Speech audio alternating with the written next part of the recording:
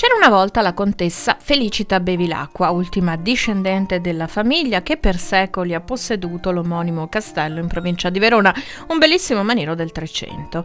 A metà Ottocento il castello viene devastato da un incendio e la donna, per ristrutturarlo, dilapida il patrimonio della sua famiglia, ma nasconde parte dell'immensa fortuna di Bevilacqua all'interno di una carrozza d'oro, che si dice sia nascosta sotto l'antica dimora. A divulgare questa e altre affascinanti storie ci pensa da 7 anni Spettacoli di Mistero, festival diffuso dedicato ai miti e racconti che fanno la ricchezza culturale del Veneto e ne rappresentano l'identità regionale.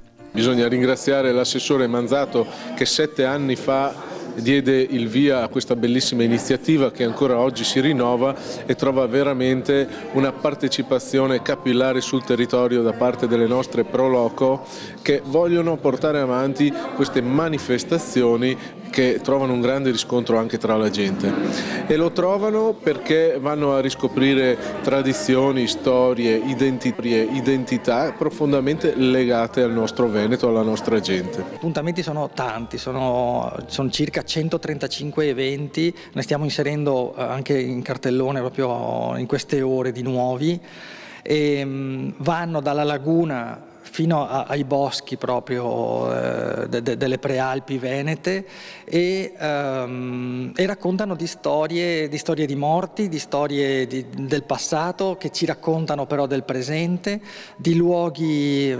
misteriosi e di personaggi storici che hanno avuto a che fare da vicino con la storia, no, della regione.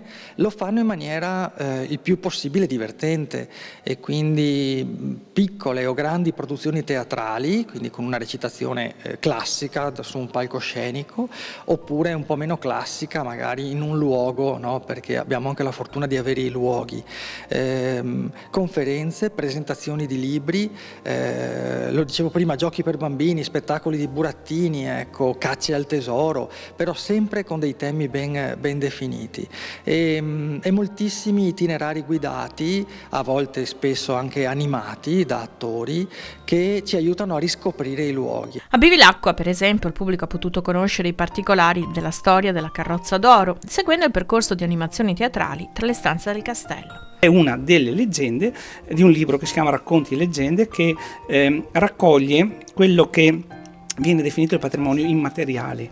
L'UNESCO ha detto che le pro loco sono le depositarie di questo patrimonio immateriale, che sono le nostre storie, no? E i nostri racconti. Ecco perché noi abbiamo voluto promuovere il mese di novembre attraverso gli spettacoli di mistero. Una volta si faceva filò, si raccontava ai più piccoli la storia, la leggenda.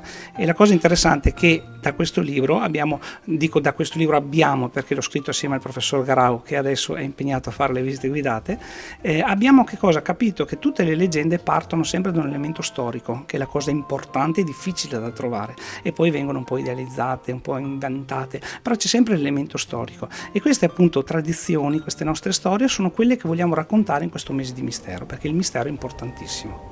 La buona riuscita di tutti gli eventi in programma in Veneto tra novembre e dicembre è garantita grazie all'impegno di 6.000 volontari delle Pro Loco. Le Pro Loco è affidata all'organizzazione pratica di tutti questi spettacoli, che è stata promossa dalla Regione Veneto, però affidata alle ben 7 province della nostra regione. Verona ne ha organizzati 22, di cui 8 nel nostro consorzio, 6 nel consorzio Le Risorgive e rimanenti negli altri consorzi. In più anche affiancate le Pro Loco di solito coinvolgiamo altre associazioni, perché nei paesi piccoli è giusto darsi una mano, perché il volontariato ormai deve lavorare assieme se vuole concretizzare delle iniziative importanti per il proprio territorio. Gli spettacoli di mistero nella Bassa Veronese sono stati accompagnati anche dalla degustazione di prodotti tipici del territorio. Chi ha partecipato alla visita animata al castello di Bevilacqua ha potuto assaggiare un risotto a base di zucca e tastasale. Il tastasale veniva fatto prima di fare i salami, cioè era quell'impasto che si utilizzava per assaggiare la quantità di sale, se era esatta, prima di preparare l'insaccato. Gli ingredienti principali è la zucca, il tastasale, il riso, burro, formaggio, olio e del parmigiano. Cottura: andiamo a tostare il riso, dove poi andremo ad aggiungere il brodo, aggiungeremo la nostra purea di zucca preparata precedentemente e il tastasale precedentemente rosolato. un 18 minuti di cottura, alla fine andremo a mantecare con burro e formaggio.